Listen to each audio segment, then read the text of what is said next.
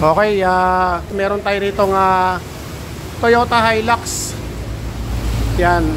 Bali, umingay yung bearing ng alternator. Yan, kinalas na namin. Yan, bali, Toyota Hilux 2019 model. Sir, 2019 model. Yan, bali ito si sir.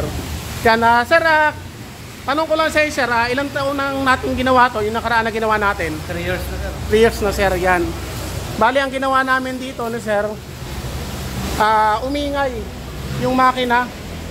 Yan, so, na-diagnose ko, ang naging problema dati, itong alternator, clutch pulley. Yan, so, yung time na yun, talagang wala kami makuhaan kasi ang gusto ni sir yung original. Yan. Kaso nga lang, ang sabi ko kay sir, wala tayong makuha ng original, sir. Kaya kung gusto mo, ispat na lang natin yung pulley. Yan, katulad na ito guys.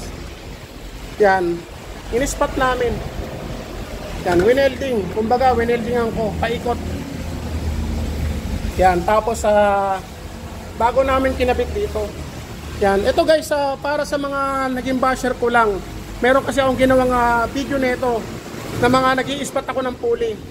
Karamihan guys sa Toyota Hiace ang ginawa ko.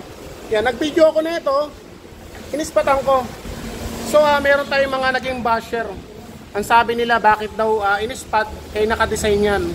Ang ginawa ko lang naman ito, wala kami makuwanan at gusto ko rin na makatipid ang may-ari ng sasakyan. Kasi sa totoo lang guys, napakamahal na itong original na alternator pulley na to. Yan. Bali, ang alternator pulley na yan guys, ano yan, may kumbaga clutch pulley, rek ng sample natin doon. Pakita natin sa mga viewers natin.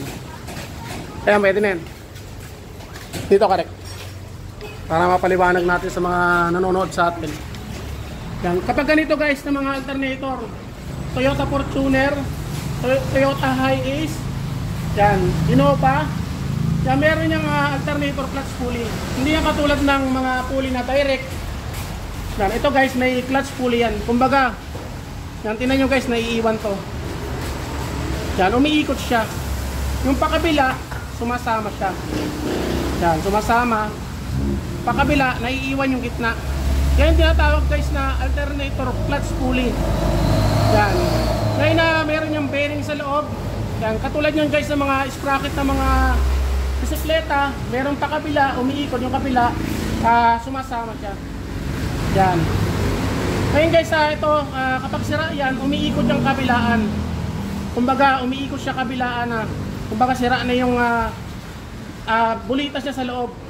Ngayon syempre, kapag ganun, mangyayari, hindi na siya kakarga ang alternator, tapos iingay. Yan, ganito ang ginawa namin, inispatan namin. Yan, so meron tayong mga naging basher na bakit inispatan, nakadesign yan. Yan. Sir, tatanungin kita sir. Simula ginawa natin to, nakailang taon na? 3 years na. 3 years sulit na sulit talaga. May naging problema ba sir? Wala. Problema. Wala ka lang. Bearing lang. Ito ngayon lang naging problema, bearing naman. Bearing lang talaga. Bali, ito naman guys ang bumigay. Bearing. Normal naman yan. Normal naman ng sasakyan sir, di ba? Wala naman naging problema.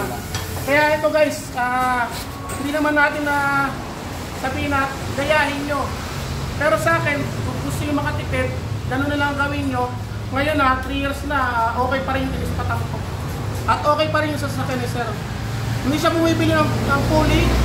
Pero kasi ako guys na pinalitan niya ito. Nakakailang palit na. Sa isang taon, nakakatatlong ganito niya sir. Tatlo. Kaya, yun ang suggest ko sa inyo, pa-ispat nyo na lang. Kung gusto nyo makatipid, hindi na uulit, ispat nyo na lang. Kung baka lifetime na yung pulley nyo yan. Sir, baka mayroon tayo na shoutout. Shoutout ka. Shoutout naman dyan sa tropa kong taga-Natib. Balik taga sa ka, sir? Taga-Binyan Laguna. Binyan lang pala sir dito lang yan. Yung guys, hindi ko naman sinasabi na gayahin nyo, pero kung gusto nyo makatipid, yan, ispat nyo na lang guys. Katulad nito. 4 na piraso. Huwag nyo ipo-full weld guys, kabilaan lang. Kasi kapag pinull weld nyo paikot yan, pepengkong yan. Kailangan ispat dito, ispat dito, ispat dito, ispat dito. Yan. Okay sir, thank you sir.